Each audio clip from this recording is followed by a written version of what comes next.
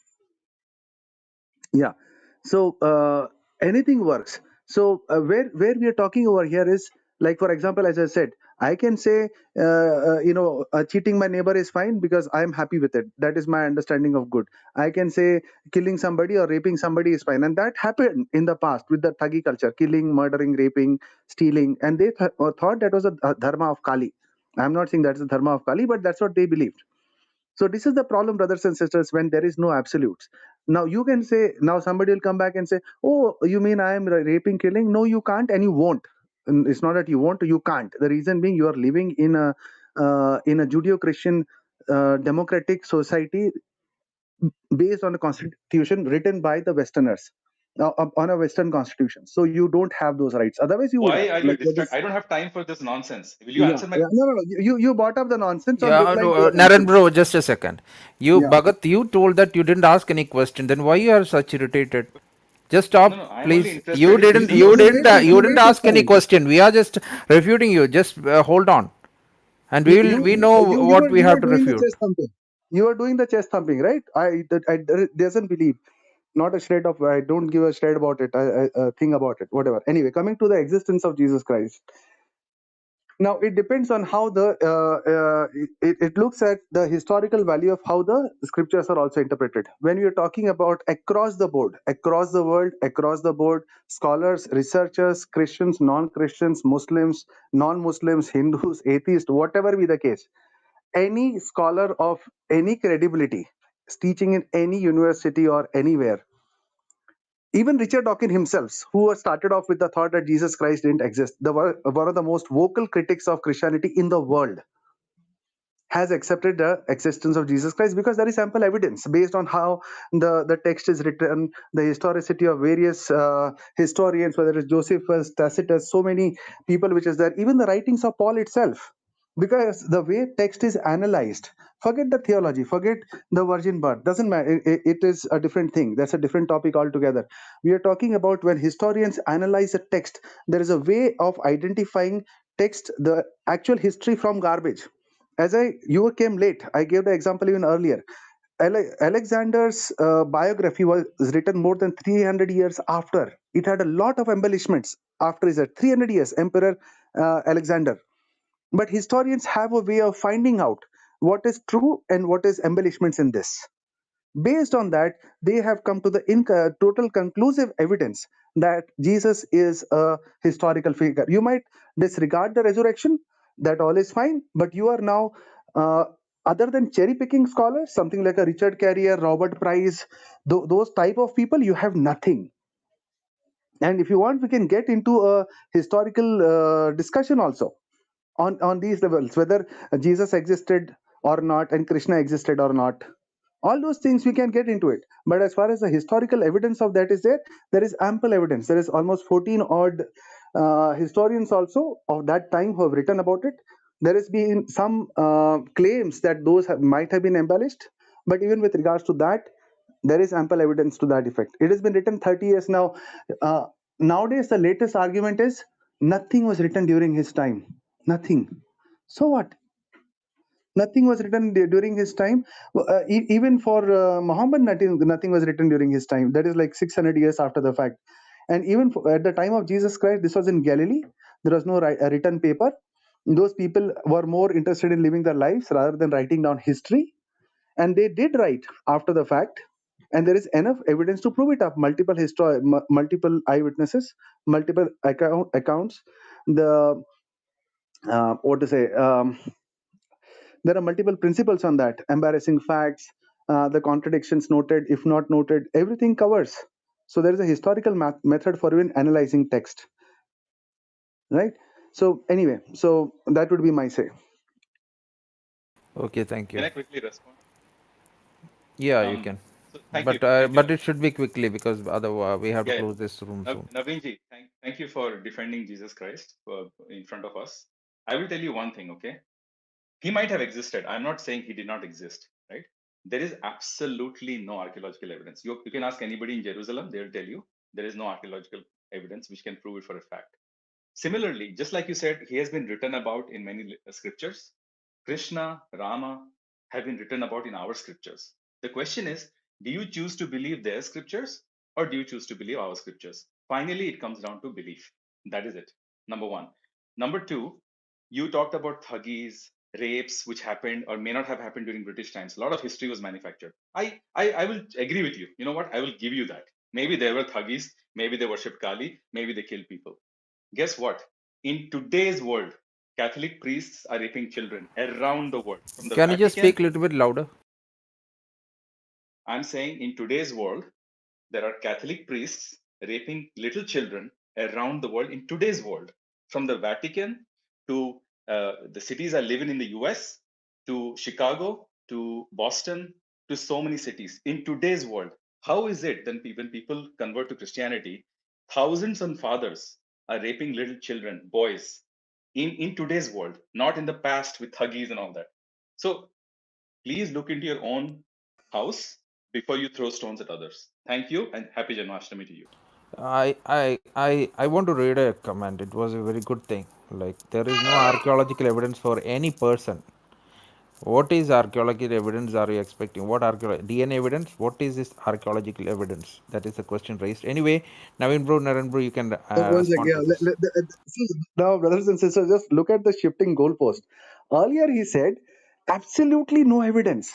Now, when I gave the answer, the goalpost changed to absolutely no archaeological evidence. What is he expecting? A piece of cloth? A photograph? What is he expecting? Is that how What did you historians expect prove? for Krishna? What do you expect for Krishna then? So Bhagat, same thing, wait. same thing, same manuscriptal because Krishna was supposedly a very big king, very big, leading massive armies and all those things. Show me something, some manuscript, some, historical artifacts at that time, even of his armies or something. Show me something. Here we have the text, historical evidence to prove that he existed. You don't even have historical evidence, my friend. Now he shifted the goalpost to archaeological evidence. Archaeological Mahabharata. evidence coming to even Israel, for that matter, where the incidents happened. They say less than 5% of the entire archaeology has happened till now. That much amount of evidence is still hidden below the science. Now I'm not appealing to ignorance or not knowing or the god of the gaps type. But I'm saying that there is historical evidence, even though there might not be archaeological evidence, but they have got, texts written about Jesus Christ. Depends on how you define archaeological evidence. As far as an archaeologist is concerned, even if there are pamphlets found with the name of Jesus or something or his writings on it, that's archaeological evidence for his existence, and based again on historical evaluation, because there could be somebody who made up the stories. Now, coming to the next point, I think with regards to the rapes that is being happening in the Catholic world. Well, I can show you, just share with you, there are even Hindu priests sodomizing boys, even in temples. Even the Kathau rape that happened in Kashmir, they were done by priests on a 9-year-old small child, and then the political parties took out rallies to support them. What do you have to say about that? Now, I'm not floating that in your face, because a religion cannot be known by its abuse. That is something that you need to One learn. rape versus No, no, 10,000 no, no, rapes? no. Are you I comparing didn't one rape interrupt to you. Oh 10,000 my Bhagat, rapes? God, Bhagat, I'm Bhagat, trying to. I will be No, forced to move you please Can you behave hear down. me? yourself. 1 second, Metal Day. I will be forced to move you down if you continually interrupt this conversation. You are trying to stop the flow of the conversation. Don't do Go that. ahead. Go ahead. Until I say to open the mic, don't open the mic. If you do it again, I will be forced to move you down. Naren bro, just continue. Yeah. So a philosophy case. So I will not say that, because some Hindu priest sodomized some boys, or some priest in Kashmir raped a girl. I will never say this is Hindu religion. I never said that even once. Dalits, I said yes, because that is allowed by your books. It is there in Garuda Purana, Vedas, everywhere it is there about the caste system. So that is the reason that was meant, not the other side, because a philosophy cannot be known by its abuse. So if it is Catholic faith, it is come out, and people are paying for it or whatever, they are there. I'm not a Catholic. I don't believe in all that. And if and these things happen, it is widely condemned also. Nobody takes out rallies in favor of the Catholic priest, like what happened in Kashmir, in India, in the recent past, like a year back or so. So let's not go down that road, bro. And let's not The go also Pope into is the Dalit actively Simony. defending. The Pope is No, no, no, defending no. this. You I'm not guys know this, defending right? that. I'm not Okay, defending Naren bro, you can continue. You can Brother, continue. I Eben, moved Eben, him. 1 minute, I Eben. moved it. I moved him. Eben, 1 minute, 1 minute. Oh, you moved him down. Yeah, no problem. I will take No, no, after no. this. if he is there in the audience, I just want to make one point. Brother Bhagat, if you are so definite about the historicity of Christ, and if Jesus is not a historical person, if you believe that, and if you have proofs with you, we are challenging you to have a debate with us on this subject. And the date and everything we will discuss later. You can connect with us in back channel. Okay. If you are such a definite person that Jesus is not a historical person and we cannot prove it from the history, we are most welcome and we give you a chance. You can debate on that subject with us. Okay.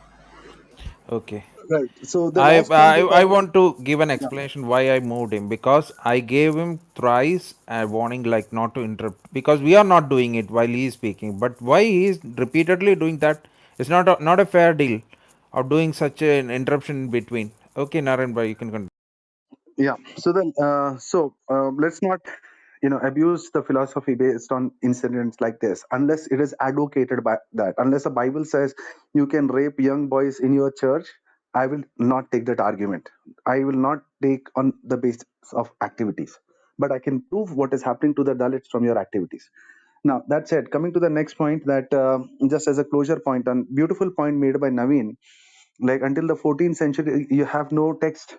So the point that is being that I would really ask every of the hundreds of people who are in this channel at this time, brothers and sisters, whether you're Hindu or a Muslim, I don't know, I love you all. But the point that you have to understand is just 30-year difference between the death of Christ and the resurrection of Christ and the scriptures, Matthew, Mark, Luke, John, and such a big ruckus. That is, how can it be done? Why it was not written? Therefore he doesn't exist. That is the base of these people who make these weird claims that Jesus did not exist. But here we and even we have text, the written text that we have evidence now, maybe 150 200 years we have text after the birth of after the fact of manuscriptal evidence. If you are going by the writings of the church fathers, it is as old as early as even 1890 that you have the writings of the early church fathers on Jesus Christ to prove his historicity. But when you turn it around and ask, that is, when was the so-called Vedic incidents happened? So maybe in 3000 BC. When was the books written? 1400 AD. How much is the difference of time? 5000 years. That doesn't bother them. How many copies are there? One, two, somewhere. Bhavishya Purana, one copy, that types. That is not a problem. But then a huge ruckus is made when 30 years difference is there, which by any scholar, any historian, that is nothing. Because even of great, great emperors, there is text written hundreds of years after. And nobody doubts that Alexander ever existed. Homer's Iliad, one of the oldest written text, the earliest known copy 900 years after, but nobody doubts the veracity of the book written. So these are the points you have to understand. That's what Naveen brother was saying so beautifully so many times. That is, whatever standards you apply to us, I will respond to you. When I apply that very standards back to you, you will be nowhere. And the only thing you will have is to just say, I don't care, it is okay, I don't believe in this, it is okay, I can reject Hinduism also. That is the only stance you will have. Okay, that's all I had to say. Thank you. Can I Okay. reply?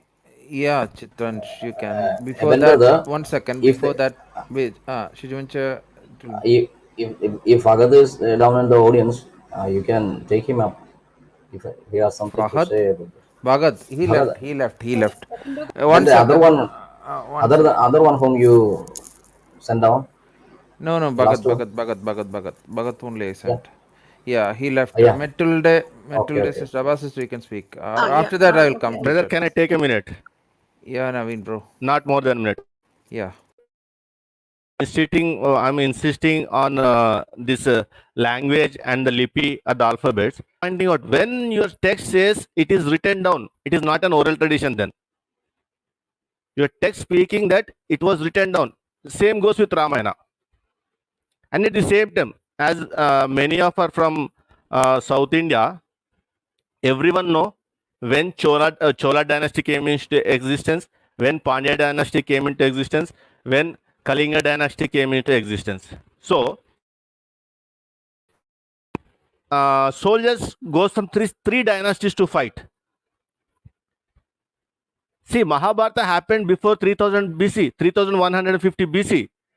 And we being South Indians, we very much know when Pandya dynasty came into existence and whose name this dynasty was named and which era or which period it is into existence, and on whose name this Chola dynasty was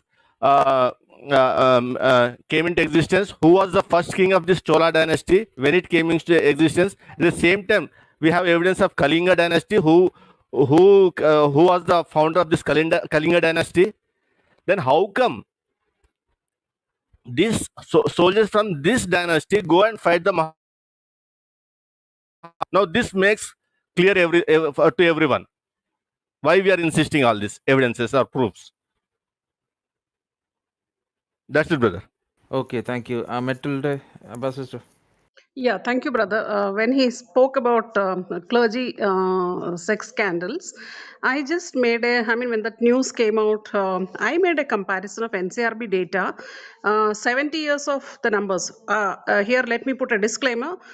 Even a single child abuse is an abuse and it's not acceptable. And Western standards, abuse is even if you pinch or touch a child. That standards, if you take in India, just check the NCRB and Department of Child and 2006 data itself, 60% of the children are abused sexually, and this sexual abuse of children is defined by this standard. If you go request and Indian government to put it out the data on their website by the religious institutions, of course what will stand up if by sannyasis, then I am ashamed that you bring this issue.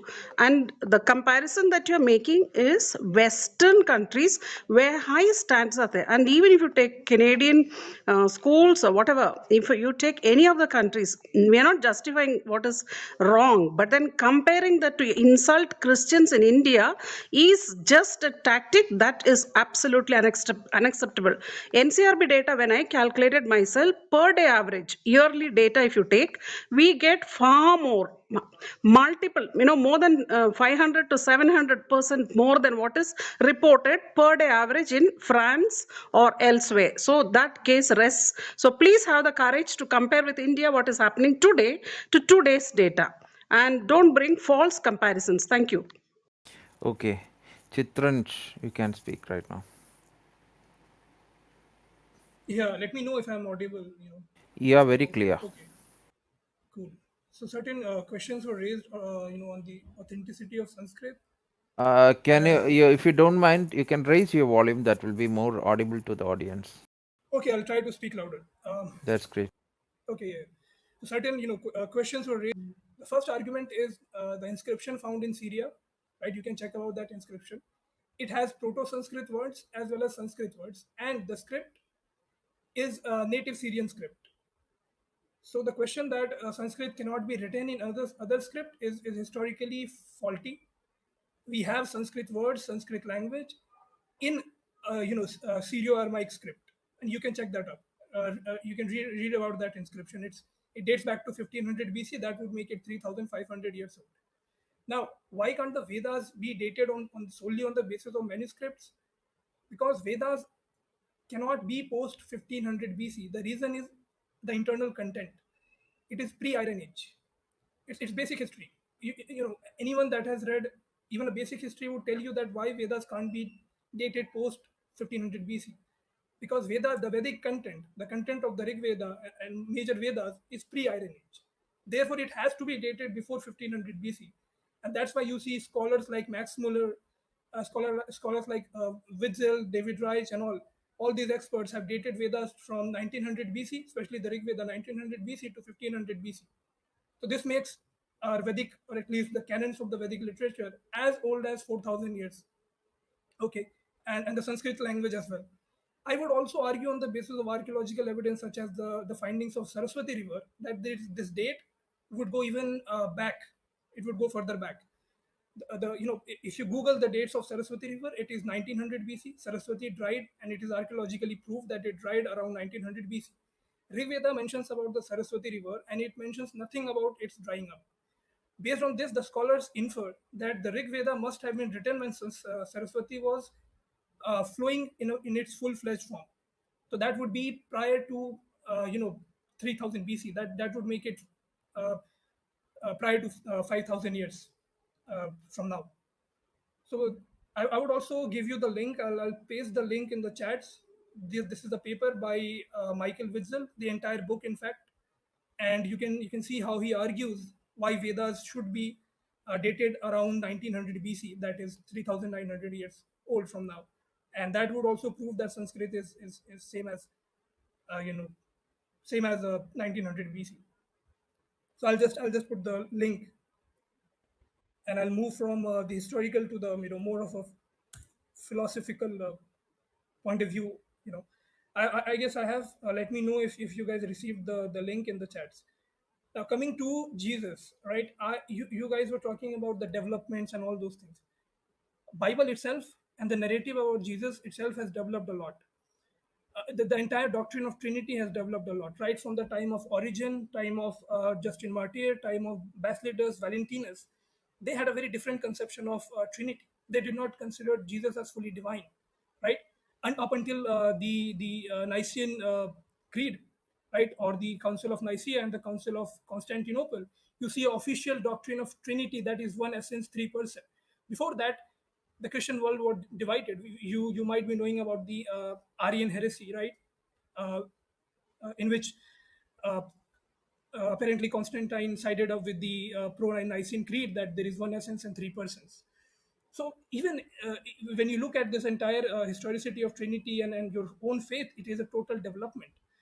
If you go in the Gospels, you have Mark saying that Jesus was the birth of Jesus took place in Galilee, and then the later ones saying that it was in Bethlehem, right? So how do we reconcile that? Then again, baptization of Jesus, right? When you come to the Gospel of John, the baptization is entirely removed. So if you're talking about historicity, was Jesus born in Galilee or Bethlehem? Was he baptized or was he not baptized? And also there is a logical problem with Trinity. That's totally it defies logic. How can there be one essence? How can there be three persons if the essence is single? And how can they be non-identical? If it is one essence, then Jesus is God. Jesus is identical to Father. Father should be identical to the Holy Spirit. But the official Athanasian Creed, or whatever creed you may take up, it says that Jesus is not Father. Father is not the Holy Spirit. Yet they are one. That's like 1 + 1 + 1 = 1. That's a logical fallacy. It defies certain rules of logic, like law of indiscernibles. So you guys too have a lot of problems, not only historical problems as well as theological problems. And in fact, it's getting late here, so I would invite you guys for a philosophical debate as well, a logical debate on the Trinity. I have my club Vaishnava Talks. We can do that. We can fix the date, and I would love to debate you guys on especially on the concept of Trinity and how incoherent and illogical it is. Okay, brother Naveen, Naren, you can speak right now. Yeah, brother. I want to address this Sanskrit found in Syria. I shared a link in the group. If you share that, ping that link, then he himself can go through that article and come to an understanding. This is the problem with these people who says we have evidence in Syria, we have evidence in Arab, we have evidence, we found temple in there. This is not the problem with these people. This problem was created by the peon oak, the one who says we enter world once a Vedic, made us laughing stuff in front of the world by proclaiming that everyone has their own culture, their own thing. Regarding Sanskrit also, you can do the fact check. The link was very much available in the room. We are asking evidence from India. This is you people say you people means not not personally addressing him, because Raj also misunderstood. Raj, the one came after Raj, misunderstood when I said you people say as parasites and all that. When I say you, it is in generic word I am using, not pinpointing you in person. In generic, I am using that word you. So when you people come and say our evidence is available US, our evidence is available in Africa, our evidence is available in Syria, our evidence is available. Brother, we are asking evidence from India. Where is the evidence in India?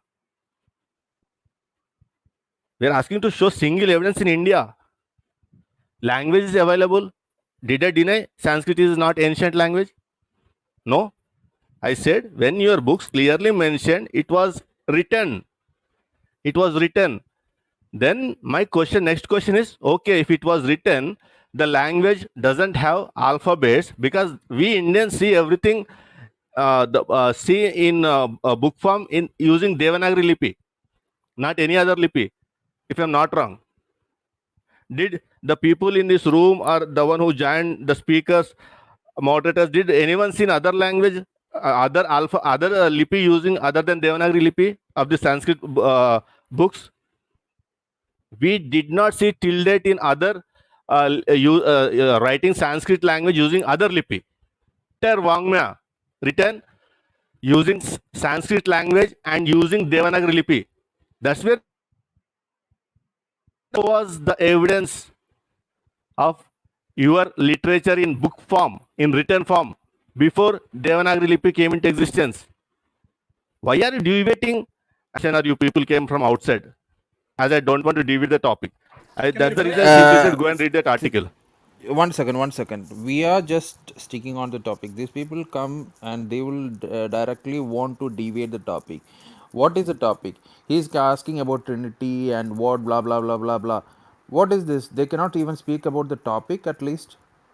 We can have debates about that thing later, and we can plan about that later. But you don't have anything to speak about the topic.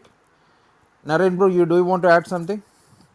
Yeah, see, actually speaking, this is a beautiful point that he brought. Let me address it in short, and I'll be very happy to debate him on the concept. Now the topic will be different. The topic of would be the concept of God in Christianity and Hinduism, and then we'll see how the concept of God changed from the Vedas, going across the Upanishad, Puranas, Itihasas, and everything, and how Vishnu, who was literally a nobody in the Vedas, becomes the number one across the Gita to the last book that is written. So we can have all those things also. And with regards to the Trinity, brother, to be honest with you, I am a convert to Christianity. Even I was worried about that. But you know what? If C.S. Lewis puts it very well, and that is, if Christianity was a construct of the human mind, no person in his right frame of mind would make up the story of the Trinity. No person in his right mind would make up the story of the Trinity. There is a beauty and there is an essence to what the Trinity is all about, and that's what you are missing out on. And we will come to that. And with regards to whether the early church fathers debating on the Trinity and not, yeah, of course, because our God that we worship in, it is impossible for a human mind to come to a consensus and understand what is God. Because this is plain logic and philosophy, is that to understand any concept, to understand any intelligence, your mind should be at least at that intelligence level, if not more. This is basic common sense. Basic common sense. So if a monkey or a horse can understand a human being and behave like one and understand how a human behaves and works and all, that horse is no longer a horse. Maybe looks like a horse, but that intellect level is as much as a human being. So if I can understand what the essence of God is, or the ontology of God in its true sense, in its all depths of it, I at the stature of God, which I am not. So that is where the discussions even today we have of how the working of the Trinity happens. So the in the Holy Bible, God speaks about what He is, not how He is. And as John Calvin says it very well, show me a worm that understands a human, and I'll show you a man who understands God. So you can understand God, your God, whatever you believe in. But I can't, because my God is not a construct of the human mind. It's impossible for a human being to actually, in all its ontic capacities, understand the concept of God. So I'll be more than happy to take you up on that. Right. So yeah, that's it. I don't think there is much because the topic was changed in that. And that's. Did I miss something, brother? Do you want me to? No, Is there any point I missed? Naren bro, Okay, it okay, is very clear because okay. today's topic is different and is trying to deviate from the very beginning onwards. Whoever came from Sanatani side, they try to deviate. Some says about Trinity, some says about Jesus. Means like what different things like Goan Inquisition and blah blah blah. So I think we have covered the clear things which he asked and regarding the topic. So Chitranesh, do you Brother, want to brother, add? brother, brother, brother, one Yeah, sec. I With had to regards to reply. the Saraswati River, I've put across a link. That Uh-huh. entire argument and it was a cherry picking thing. We have already covered it in a video. If he is interested or anybody else is interested, brother, please post it in the clubhouse. And Mm-hmm. from minute 17 onwards, we have addressed the Saraswati argument. What is the actual archaeological research and how ridiculous it is, the Mm-hmm. claims of the Sanatanis. That's why no serious scholar actually appeals to it. And the problem with the thousands of years is when, see, even we have said earlier, I personally said that the Vedas were written somewhere around 1500 to 1900 maximum. And the brothers have even quoted the links of actual historians who have said the same thing. The problem is when the Sanatanis come and say it is 10,000 years old, it is the oldest of everything, it was before everything. That's where the problem comes. Anyway, so that's where it was. So, brother, please post that link, and if somebody is interested, Yeah, I posted. minute 17 onwards, they have closed that Saraswati River argument. Me and brother Jerry. Okay, thank you. Thank you. Chitranesh, I'm just giving the mic to you. If you last time I didn't interfere if you even if you tried to deviate the topic, but this time I will interfere because I don't want it to happen again.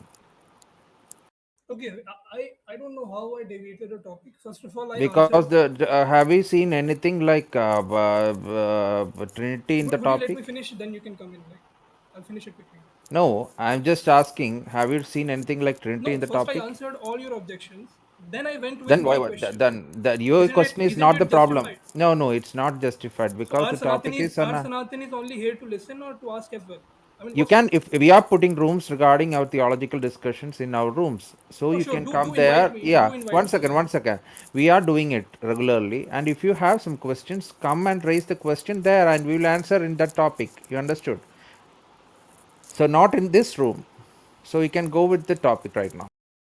Okay, I have no idea what the topic is, but so far I have answered most of the objections and about the antiquity of Sanskrit as well as the Vedas, and Brother Narayan has also accepted that yes, Vedas are you know are ancient, and I don't agree with the claims that they're we can archaeologically prove that they are 10,000 years old. I don't agree with those claims, and the people who make that, I think they should not.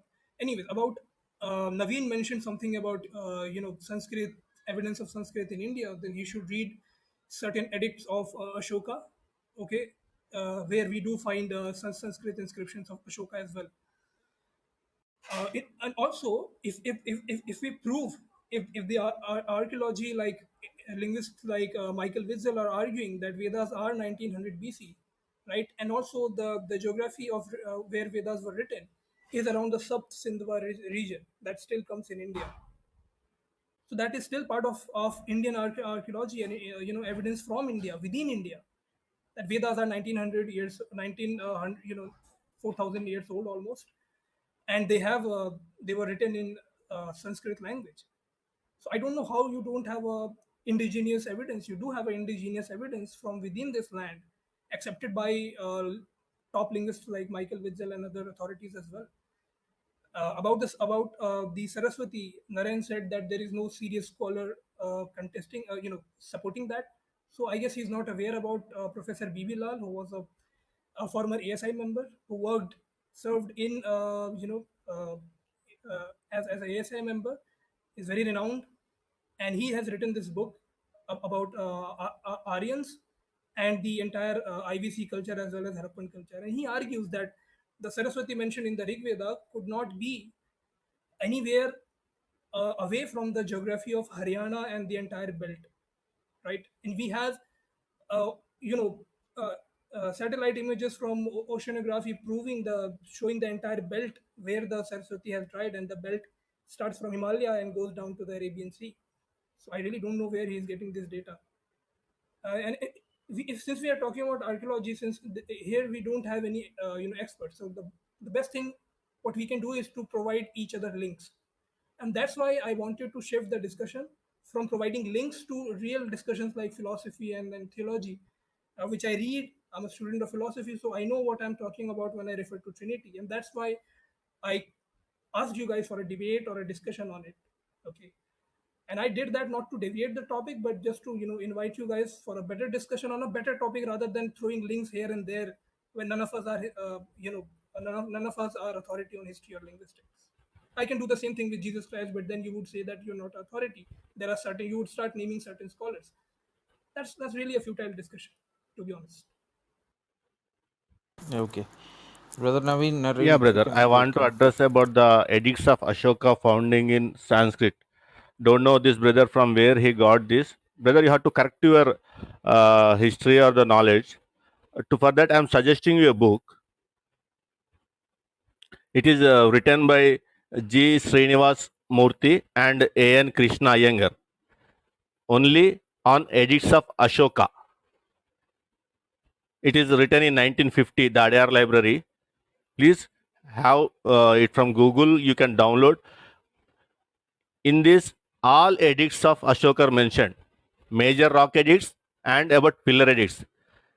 In single edict, nowhere Sanskrit is mentioned. Their language is Dhammalipi, and he himself written on edicts. I am using Dhammalipi to write my edicts.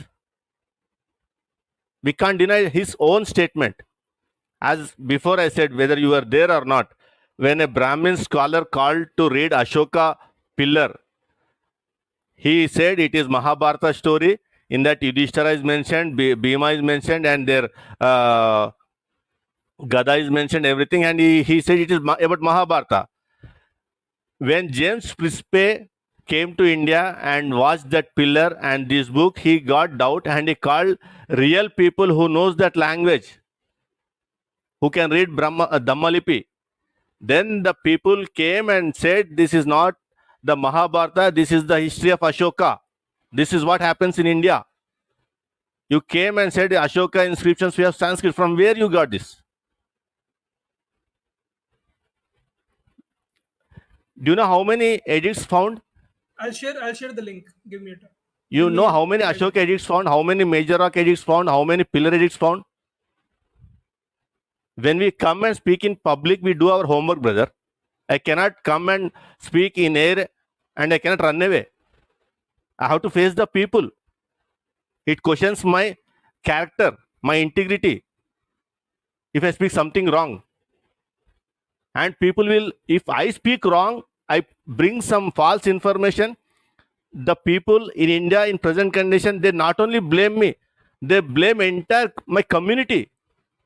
See, these people are giving wrong information to proselytize or to convert. This kind of blames they put on me. That's the reason I do my homework very much and come in front of you people to speak. When you said Ashoka, I'm referring you a book right now. I didn't take any time. I'm putting question. Do you know where the edicts are found?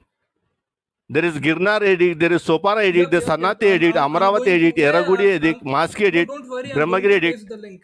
Don't worry, I'm going to paste the link. Give me 5 minutes. I'll give you the link. Single inscription is not available in Sanskrit. Yes, inscriptions are available in other languages like Aramaic and Greek. Not in Sanskrit. Just correct your history, brother. It's a request. It's up to you. Yeah, brother. I'm done. Okay, Naren bro. No, actually, I've already put up the link on the Saraswati part, so there's really no point in that. And the see, brother, just as a thought, there is no contradiction between what I said and what Naveen said. Naveen said that until 1400, there is no evidence of any scriptures written over here. Now, when I said that there is, when I agreed with the scholars that there is, that the Vedas, Rig Veda possibly was written in 1900, around 1900 BC. There was 2 points to that. First, like for example, it doesn't mean that it ended the writing over there at 1900 BC. It carried forward for centuries after that also. And secondly is that it doesn't necessarily mean that it was written only in Saraswati, in Sanskrit. It could have been written in some other dialects over there. So the whole point as Sanskrit being the original language and the true language is doesn't really make sense. That's how my arguments and Naveen's argument harmonize. We are not contradicting each other. It is supporting each other on that. And how it really matters is that because if you're saying that this is written in Sanskrit and the original language, so to say, then that becomes a false statement unless you can prove that it was it existed in writing at that time. And if it is there in the proto Sanskrit languages, as you are aware what the word means, it means a language prior or the ancestral language of Sanskrit. So if that concept is true, then most of the Hindutva claims would go down the drain because they feel or they advocate that Sanskrit is a original language and it's the mother of all languages. So probably that language flowed in with the Aryans migrating from the European areas to India and bringing their culture, caste system, everything with them. And that is where we see a lot of harmony and happiness in the Indus Valley civilization. We don't see the caste system in the Indus Valley civilization because that time the Aryans simply weren't there. That's how it is. So Saraswati argument, I've already posted the link. Perhaps you can catch up later. Thank you. Thank you, Naren, bro, Naren. Okay, I think there is nothing more to say. Yeah, brother. One second. Sorry to interrupt. Even if Westerners saying Sanskrit is there, so in a book, The Ancient Languages of Asia and the Americas, edited by Roger D. Woodward, in this book, they clearly mention, they claim Rigvedas are ancient scriptures, but in written form, available after million years. This is what they mention. You can refer to, I'm giving the name of the book, The Ancient Languages of Asia and the Americas. In that first two chapters are covered on Sanskrit language only. In this Middle Indic language is covered, old Tamil language is covered, old Persian language is covered. You can refer that book. That's it, brother. Okay, thank you. So I think May I quickly reply? There were certain points were made, and I think I should reply. okay, if you will reply, they will also has to be replied. Okay, anyway, you Oh can yeah, sure. you I can will. put down your last point, and we will come to conclude that. Okay, thank you. Okay, yeah. So I think most of my points were evaded. Naveen evaded a lot of points. Uh, Apart from the Ashoka point, he did not even try to attend the point of the Vedas being indigenous, and they were being written around the Saptasindhava region, which is indigenous, and their dating that goes back to 1900 BC proves that Sanskrit is indigenous, and we have archaeological, textual, and linguistical, especially linguistical evidence of Sanskrit going back to 1900 BC from within India, right? If not 1900 BC, it is at least 1200 BC or 1500 BC. That can't be challenged. So this is still a very ancient antiquity compared to other languages, or even biblical historicity taken all together as well.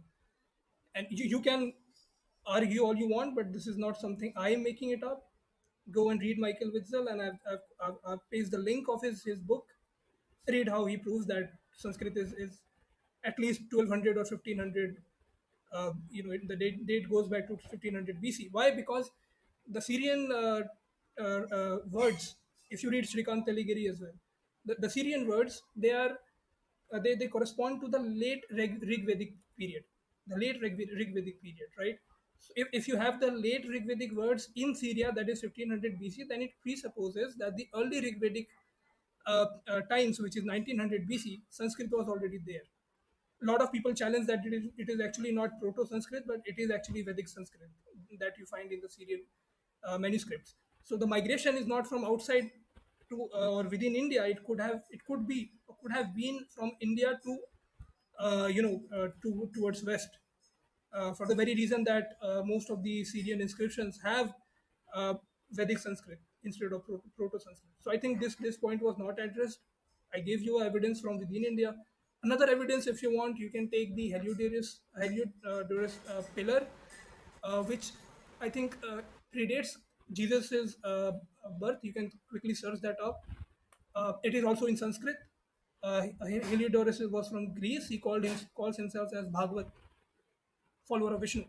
And this is a archaeological evidence of Sanskrit predating even Christ's birth from within India. So your charge that there is no evidence of Sanskrit from within India, I think it is refuted. Stands refuted. Okay, brother Naveen. Yeah,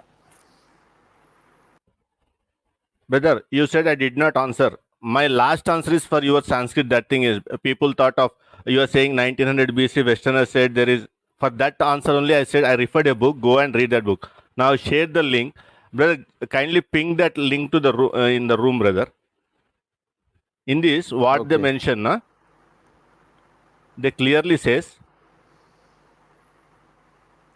of the languages described in the chapters that follow, the oldest is Sanskrit, an ancient language of India, and goes on tells Sanskrit is the one found in the ancient Brahmanic text called the Rig Veda, composed 1500 BC. Composed is something different from written. Composed is something different from written. For me, no need of giving meaning of meaning for that. Composition is different, writing is different. In the book, they tell Sanskrit is not, however, the oldest documented language of South Asia. Try to understand the difference. I have shared that link. The distinctions belongs to a language that is not presently understood, the language of undeciphered script, and hence a language that cannot be given any sort of well-informed linguistic description.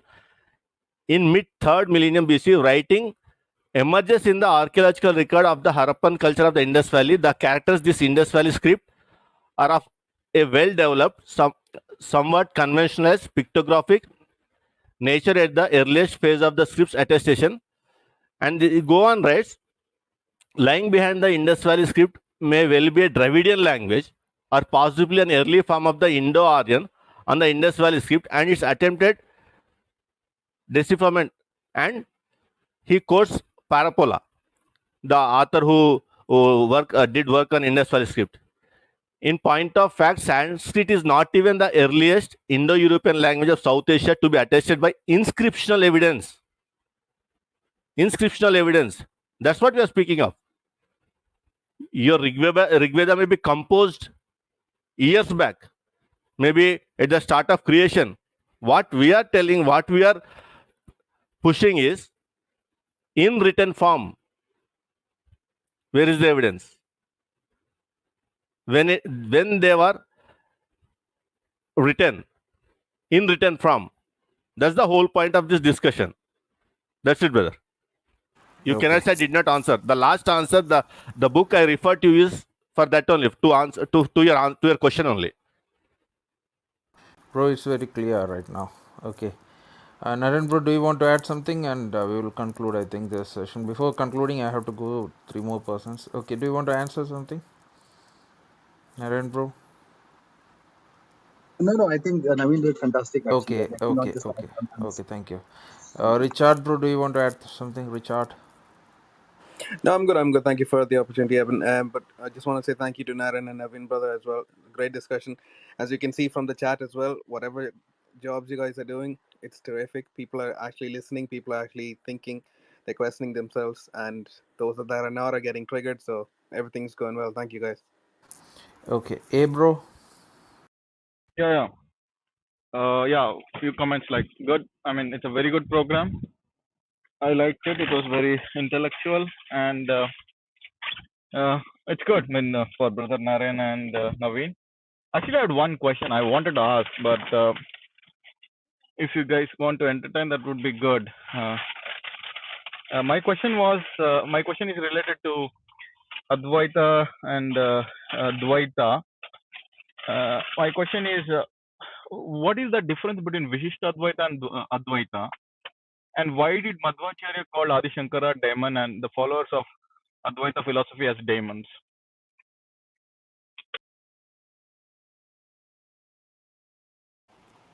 So the question is to Abe? Naveen, I think. Naveen brother only Naveen explained that. bro? Naveen bro, are you listening? I think he's not audible right now. Yeah, yeah. Am I audible now? Yes, you. Yes. As I said earlier, Hinduism not a single religion. They have their everyone introduced their religion. Like Adi Shankaracharya introduced Advaita, said everything is Maya, which is taken from Nagarjuna Shunyavadam and from Vijnanavadam of Vasubandhu. And he introduced Mayavada. Means everything is Maya. Means if I am means like what we call, if everything is finished, goes it will be in Brahman. Go back to Brahman. Whatever it is Brahman. Like I can also say I am also God. In other philosophy, they separated. This is the difference. They separated God and human being. Human being nothing but Atma. What is there? Na? Atma. Whatever the Atma is there. In Adi Shankaracharya says this Atma is a part of Brahman. Whereas Ramanuja and this Madhvacharya, they differentiated. No, separate. They are separate. They cannot be same. Like this, they preach their own religion, and they fought between them. When historical evidence is there, there is fought between Vaishnavas and Shaivas.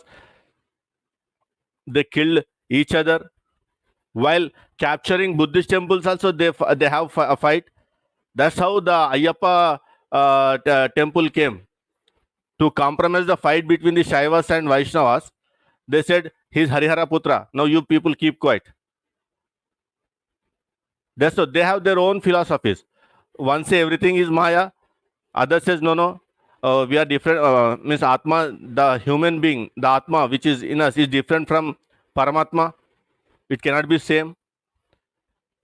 Like this, they have their own different philosophies, and they have their own fightings in between to promote their own religion. The major difference is like Jiva plus universal plus Narayana is equal to 1 is Vishishadvaita.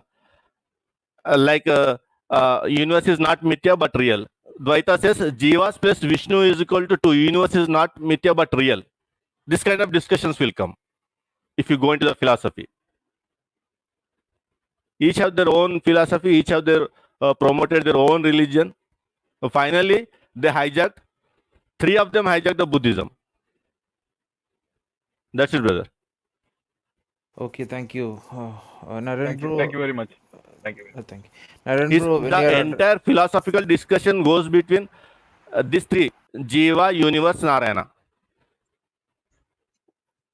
Which is real, which is Mithya. That's it, brother. Thank you, brother Thanks Naveen. for the very, very good summary. Yeah, okay. Brother Naren, when you're addressing, I just want to, you have given a clear answer about what our theological concept of what Trinity is and who will be able to understand that. At that person is challenging. I don't understand what is the logic. Here we are dealing with the historicity and all these things. Why he's asking about the theology and all? Do you have any idea regarding why these people are like that, or do you have any points to? See, because I believe that the basic focus is the clarity is not there. So some point has to be said to show the other person down. So that's where this discussion comes into place. That what is a trinity? 1 plus 1 plus 1 is equal to 3. You say It 1. is actually a great thing, for It's a Muslim Islam. argument. Yeah. For Muslims, they hang on this for long back onwards, and we are answering it very clearly. And why these people are coming with this, I don't even understand why. So that's okay. See, it gave me the way I see it, brother. It gave me a great opportunity to say something about the nature of my God. So here we have gods who are jealous of each other, killing each other, looking at each other's wives, and basically nothing more than a superhuman concept. But here we have a God where we believe in, where it is beyond even human comprehension. So I'm not appealing to God or the gaps, because God has given us the knowledge of who He is and what He is. But the how part is something that is incomprehensible. And just think about it, yeah. To understand a computer, your knowledge should be at least equal to or more than the knowledge required to make a computer, and so on. So that was a great thing, But I'm glad he brought it up, because I could say that point, because that point is very dear to me. Now, coming to one point that he said earlier, I see a lot of parallelism between the Sanatanis now that we see in Islam, because he said earlier also, when he started, I don't know whether you remember, he said none of you are historians or archaeologists or language experts, so I don't know on what basis you are saying that. That's a very fallacious argument, because an argument has to be dealt on the basis of its merits, not about who said it and how, because that's in logic there is a fallacy called as a genetic fallacy. You can look it up. So the source is immaterial. So even if a child asks me a valid question, I have to answer. I can't say, who the hell are you? You know who I am? Who are you to ask me a question like that? Because that is arrogance. So a question has to be evaluated on the basis of merits. And see, he brought up the question of Trinity, and he spoke about Oregon and all those things. Nowhere it even crossed my mind to tell me that who are you? Are you a New Testament expert? Are you a historian to ask me a question like that? Because that's a logical fallacy. Why these people behave like this? I it's anybody's guess on that, but that's not the way in which an academic discussion is happening, and that's where I hope that a discussion like that happens with regards to the concept of God in Hinduism and Christianity or anything like that, where we can discuss about, as Naveen so beautifully, I was just listening to him, laid out the various concepts in Hinduism itself, and they're all at loggerheads, and they all feel we are the best. And some time back, Raj also spoke about it was all finalized in the Council of Trent Council. 400 years after they came to a consensus. No.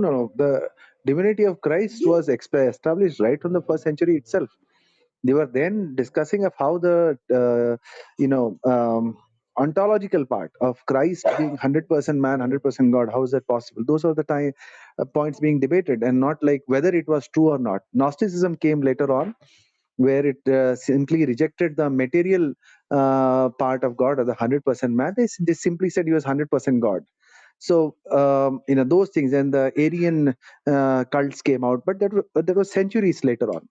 So anyway, that's a good discussion. I really appreciate, this is so much amazing, that people down in South India have so much, thirst for understanding and discussion, because it's been 5 hours and people are still there. And that's what makes you guys the most literate and the most advanced parts of this country that is there. And so I really appreciate the patience and the professionalism of you, brother Stan, brother Nazarene, and Eben, and all who are moderating this discussion, and even the Hindu guys who came with their questions. I appreciate them, and there were some people abusing and all that happens all the time. So thank you again, brothers, for this opportunity. Thank you, brother Naveen and Naren bro, for having a good discussion with us. Okay, Nazreen, are you here? Do you want to share something? Anil bro, Anlajan, or yeah, Nazreen, Jace bro, Nazreen. Not right now, not right now. Okay, Anlajan എന്തെങ്കിലും പറയണ്ടോ? Anlaja. ഇല്ല brother, ഇല്ല. Okay, JK bro, Shijuan Chan. Nothing, No, brother, nothing nothing, whatsoever. Evan, brother. Okay, Jace brother. Okay, I think all. Okay, Abasis from the Brahman. Abasis, you can. Yeah, praise God, Naveen brother and Naren brother. It's nice.